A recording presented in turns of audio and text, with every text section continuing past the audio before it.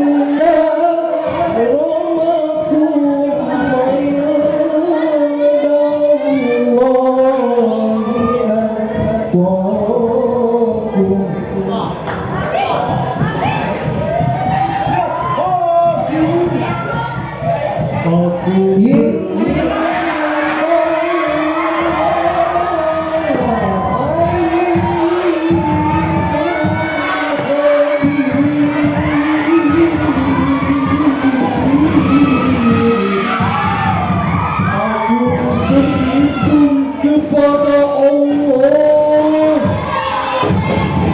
dari godaan setan yang terkutuk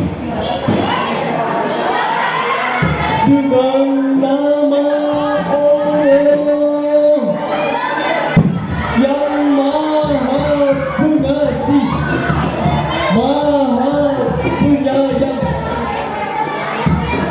Wahai manusia, sesungguhnya kami telah menciptakan kamu dan seorang laki-laki dan seorang perempuan dan menjadikan kamu berbangsa-bangsa, bersuku-suku agar kamu saling mengenal.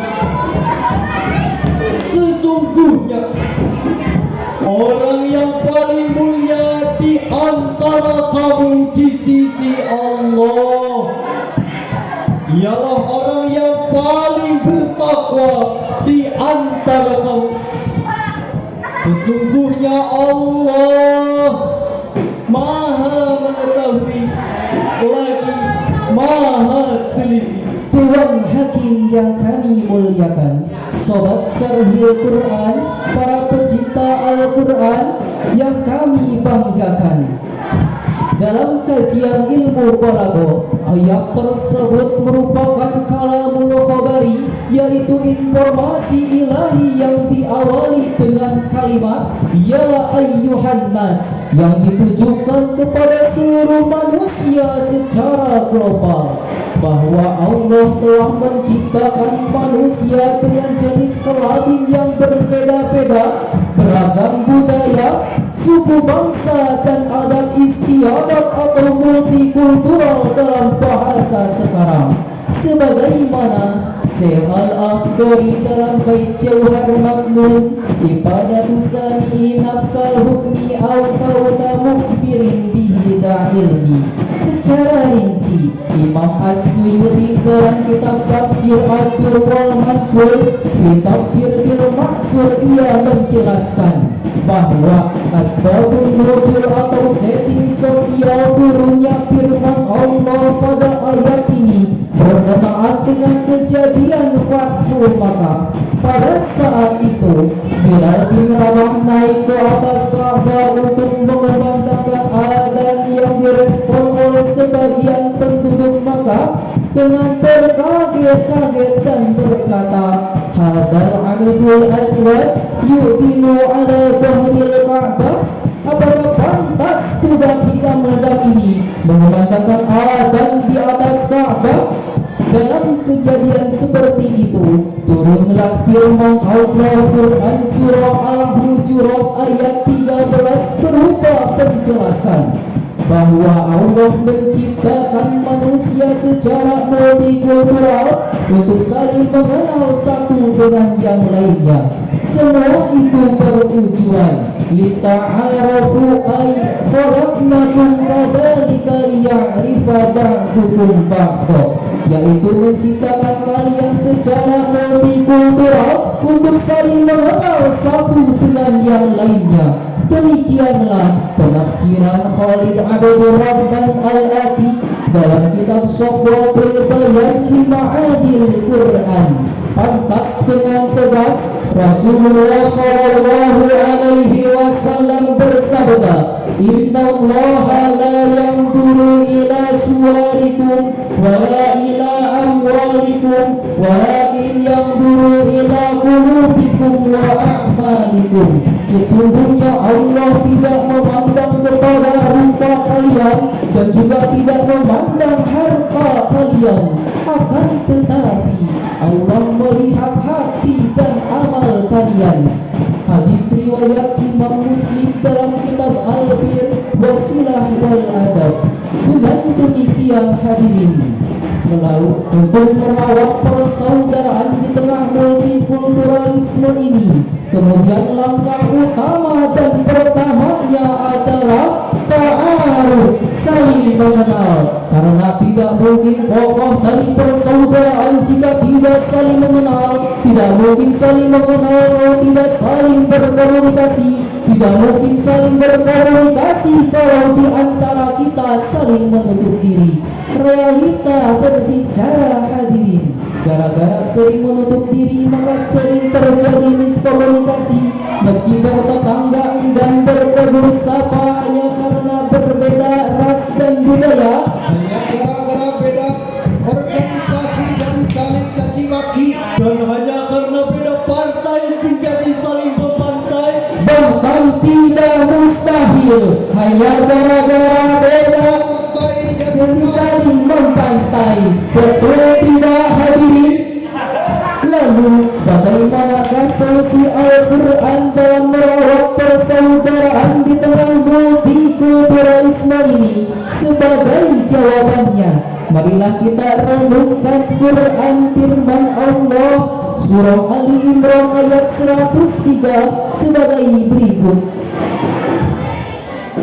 Wa'tasimu bihablillahi jami'an wa la tafarraqu.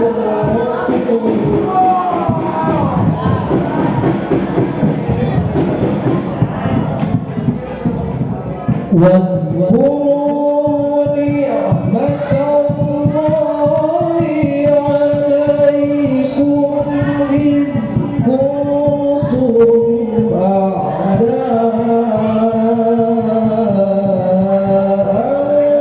فألف بين قلوبكم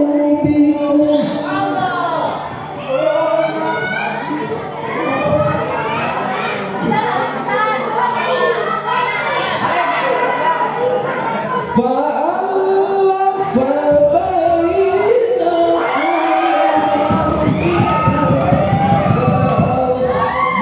فأصبحتم بنعمته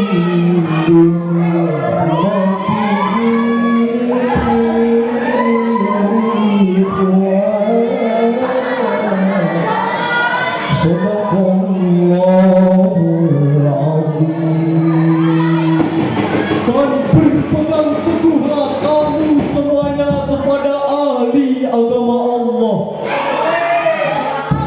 Dan janganlah kamu bercerai-berai. Dan ingatlah nikmat Allah kepadamu ketika kamu dahulu bermusuh-musuhan. Lalu Allah mempersatukan hatimu sehingga dengan karunia-Nya kamu menjadi saudara.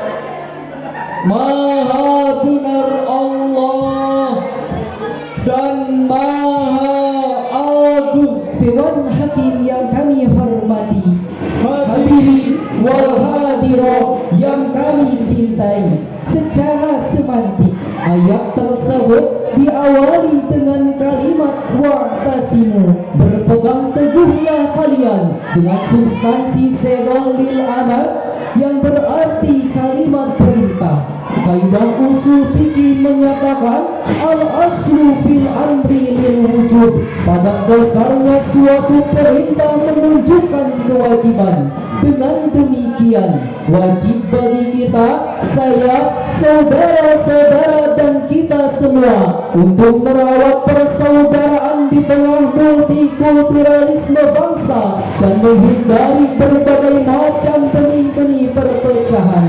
Oleh karena itu hadirin, melalui musabaqah Syarhil Quran kali ini kami menghimbau, hai saudara-saudaraku orang Sunda, Ulang sadaya sadulu.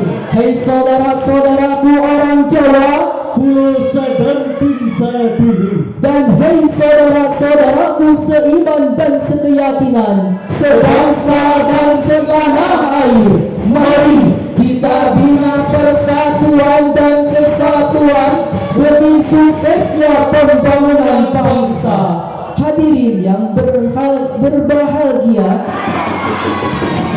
dengan demikian sarahan ini dapat ditarik kesimpulan bahwa multikulturalisme merupakan rahmat dan sunat sunatullah yang telah Allah gariskan dalam penciptaan manusia, yang harus dijalani serta dijadikan aset paripurna dalam menyongsong keharmonisan dan kemajuan bangsa. Jangan sampai multikulturalisme menjadi penyebab terjadinya perpecahan dan permusuhan di kalangan masyarakat. Mudah-mudahan bangsa kita terjauh dari perpecahan akibat perbedaan. Amin, amin, ya rabbal alamin. Sekian dari kami, sampai jumpa lagi. Assalamualaikum warahmatullahi